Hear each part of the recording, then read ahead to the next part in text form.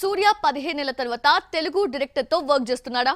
Pan ఇండియాలో hit కొట్టాలంటే మన వాళ్ళే కరెక్ట్ అని ఫీల్ అవుతున్నారా? ఏకంగా ఇద్దరు దర్శకులని లైన్ లో పెట్టాడు. వాళ్ళెవరో చూసేద్దామా? సూర్యకు సరైన హిట్ పడలేదు.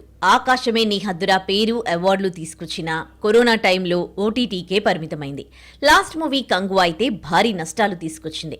ఈ మధ్య కాలంలో కమర్షియల్ హిట్ చూడని సూర్య ప్రస్తుతం కార్తీక్ సుబ్బరాజు దర్శకత్వంలో రెట్రో మూవీ చేస్తున్నాడు.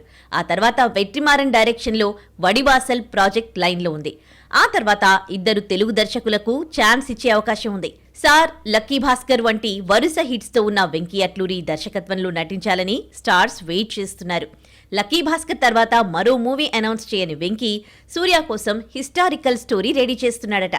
సార్తో ధనుష్కు తెలుగు, తమిళంలో అదిరిపోయే హిట్ ఇచ్చిన వెంకీ సూర్య సినిమాను పాన్ ఇండియాగా తీస్తాడట. చందు మొండేటి ఆల్రెడీ సూర్యను కలిసి కథ వినిపించాడు.